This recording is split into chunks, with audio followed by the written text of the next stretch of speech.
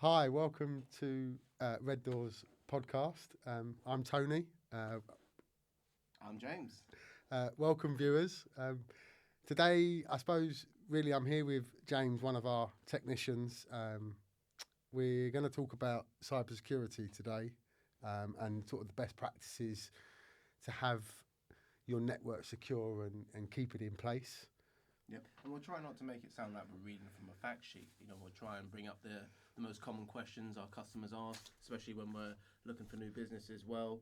Try to make it conversational, understandable, and maybe even dare to have a bit of fun along the way as well. Do you know what, Tony? Let's start off with a bit of fun, and I think we could do with that. If we were to do like a RedDoor IT intro, who would you want to do our voiceover? Oh, that's a really good question. Now, what the intro would say, that's another topic altogether. It could be, RedDoor IT, insert motto. But, what voice could you see doing that? Like Richard Branson, maybe someone Richard like that. Branson, Yeah, I quite like yeah, Richard Branson. yeah. Someone with a British accent. Yes, definitely. Sean Connery. No, not Sean Connery. Who else could be used? Do you know what comes to mind? Because recently, I don't know if you saw this, Jaguar put out a new marketing advert for their new lineup that they're going to announce soon. It reminds me of the old advert they did a few years ago where they talked about British villainy, and they had Ben Kingsley, they had Mark Strong, they had Tom Hiddleston. They had them introducing the Jaguar F-Type, Right. but the whole context was British villainy and how they, through their acting and through the accent, they can sound more, sinister. So it's got to be someone with a strong British accent. And Richard Branson, he could fit that bill quite well.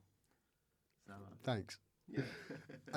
So I suppose if you haven't heard already, guys, we're a company called RedDoor IT. We're based in Croydon. We've been going for now around about sort of 15 years.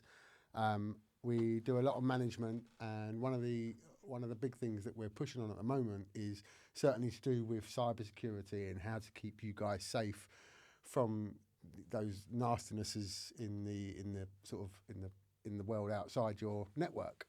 So I suppose really one of the big topics is, or one of the big sort of, which I'm sure you all know, is to use sort of strong passwords.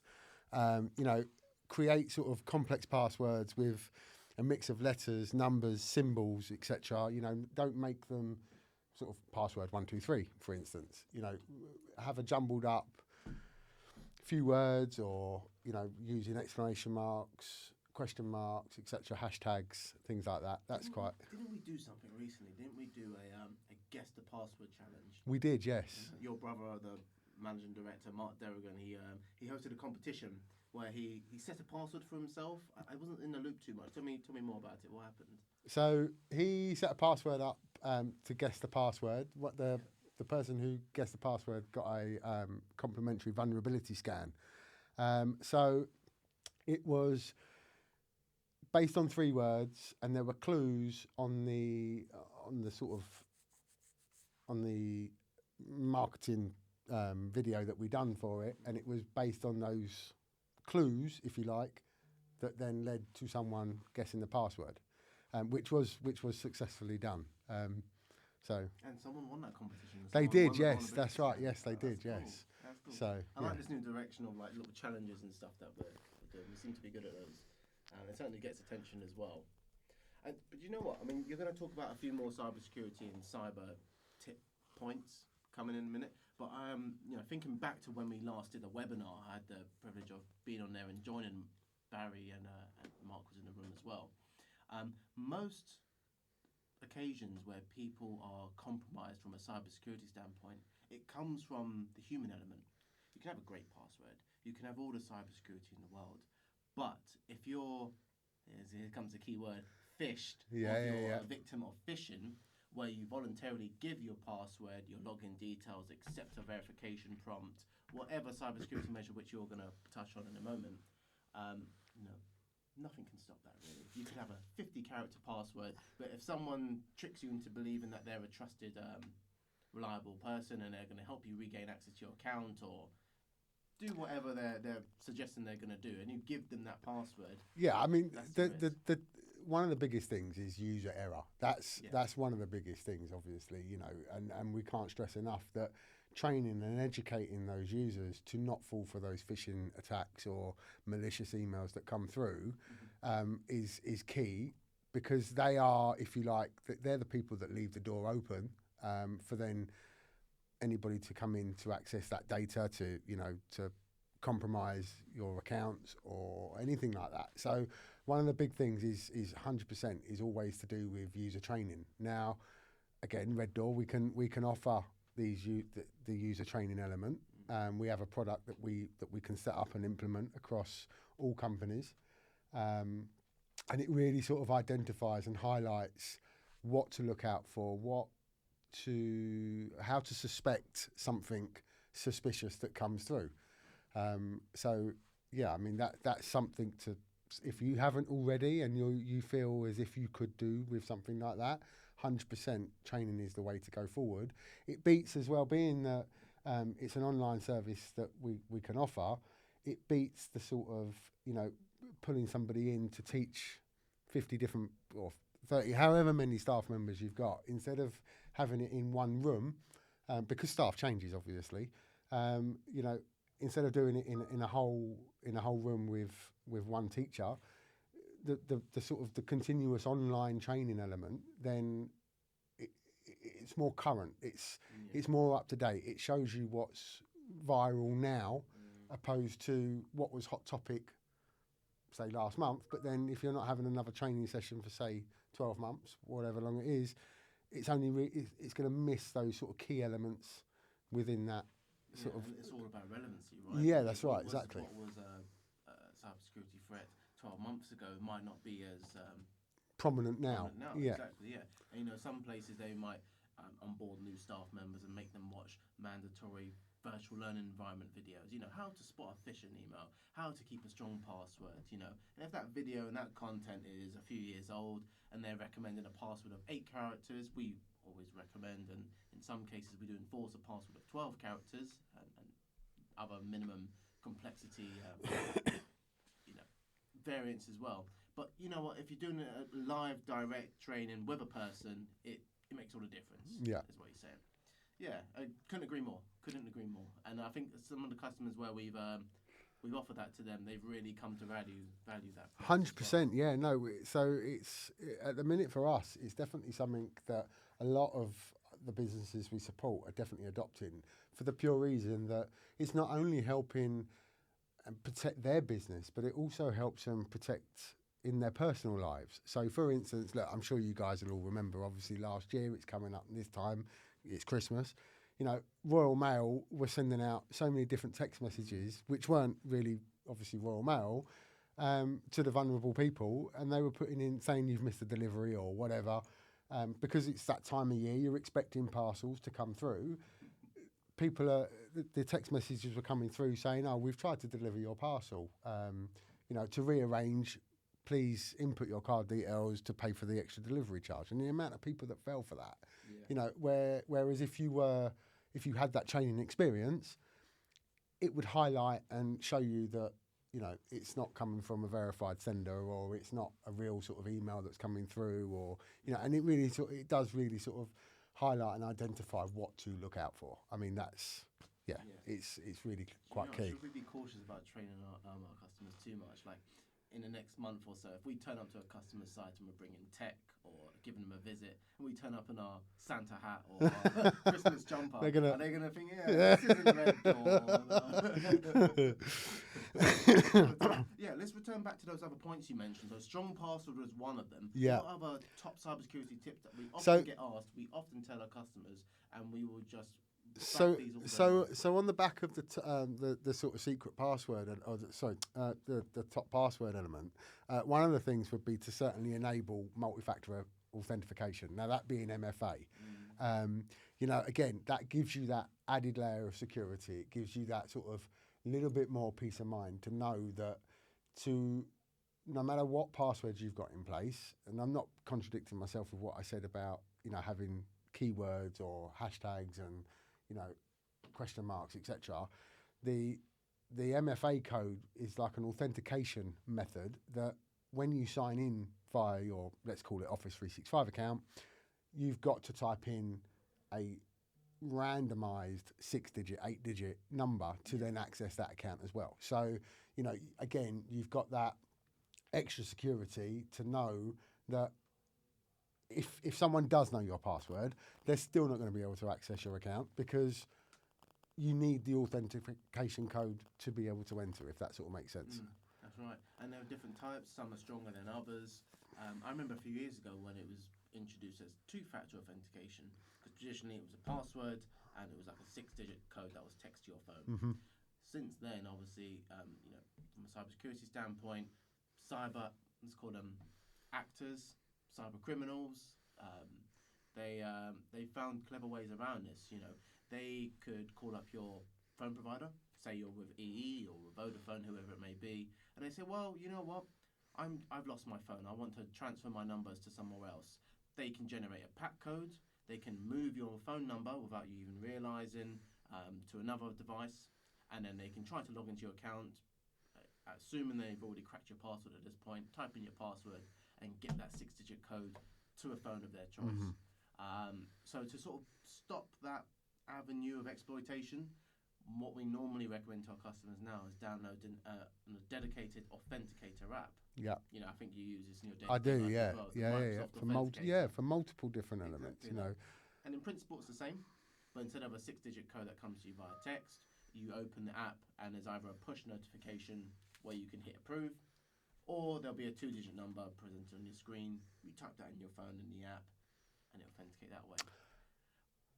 But thinking about this, remember how I said it used to be called two-factor authentication? Yes. I always scratch my head thinking, well, why did they stop calling it that? Because in principle, it's the same, right? Password and some form of MFA. Well, it's now labelled as multi-factor authentication, and the reason for that is because there are multiple ways to, if you like, to have that authentication process. So one being, as you just said, you know, like an authenticator app. One being a text message. One being an email in a different form.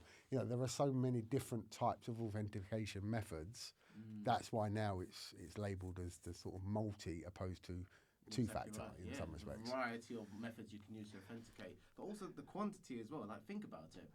You go on a website, you type in your password. Count with me. I stick up a finger every time I emphasize something. So 1, password. Yeah. 2, I'm gonna go on the Microsoft Authenticator app I spoke about a moment ago. I've now got to unlock my phone. Yeah. I use my fingerprint for that. So 2. I then got to open up the Microsoft Authenticator app. That's 3. Yep, that prompts for a fingerprint scan to actually get into the app. So that's 3, right? I then got to type in the code on the screen at the prompt. 4. Yeah. So there we are. That's quad.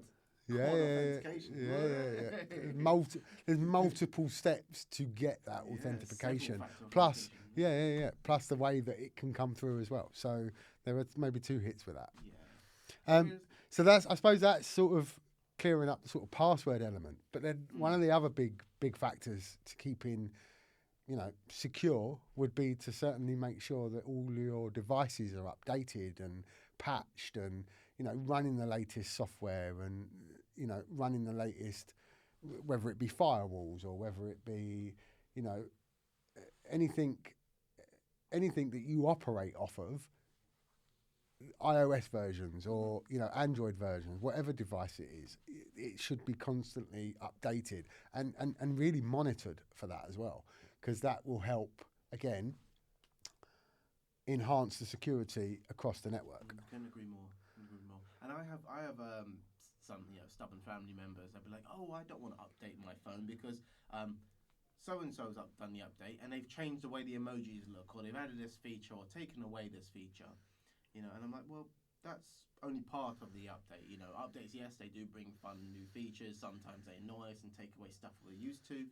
But behind most updates is a security patch, a security update, something that's from the manufacturer that acknowledges the new threat that's being put out there and plugging a hole in it effectively. Yeah. You know, stopping your device from being vulnerable to these new attacks. You know, it's a multi-million, probably even billion-pound industry for you know, cyber actors, cyber criminals to try and gain access to your data.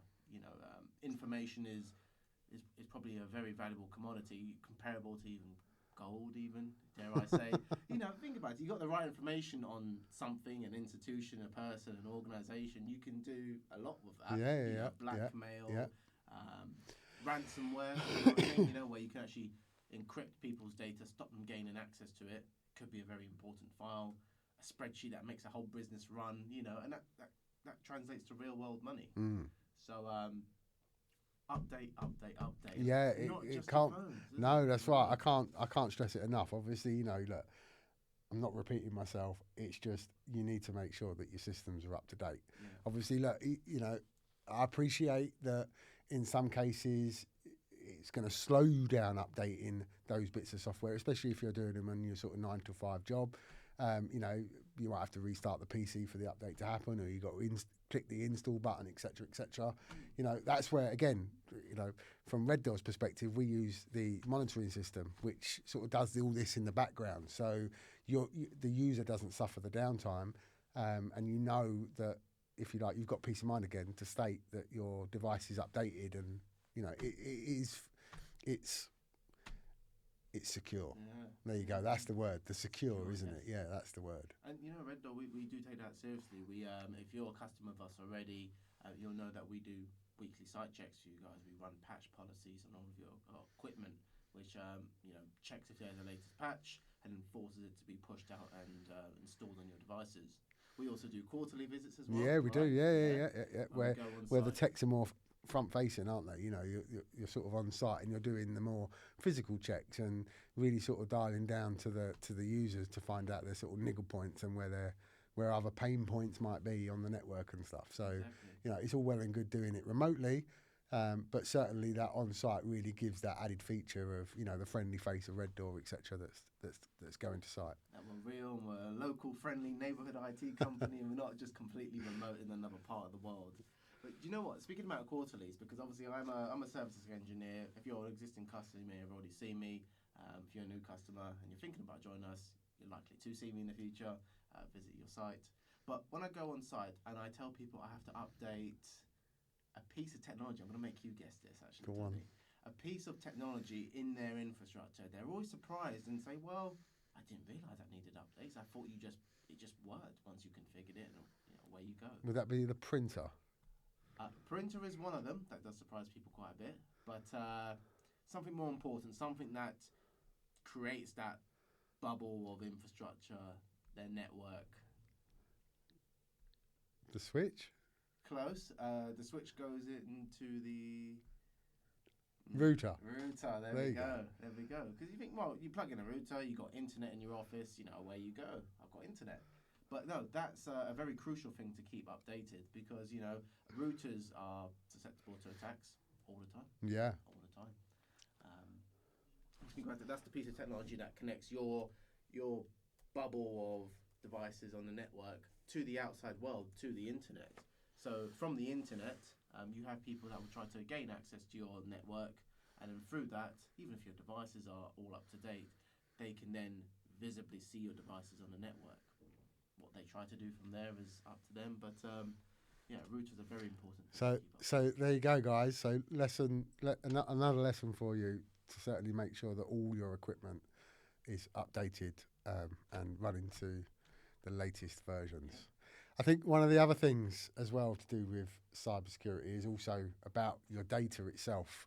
So making sure that you have backups of that in place, whether that be, obviously like a cloud version, disaster recovery, you've got business continuity, really highlighting that the data that you guys use runs in some respects the business elements of what you guys of what you need to do. So ensuring that there are multiple backups and version histories of that in place allows you to then have the rollback facility if something was corrupted or if something was held to ransom, for instance.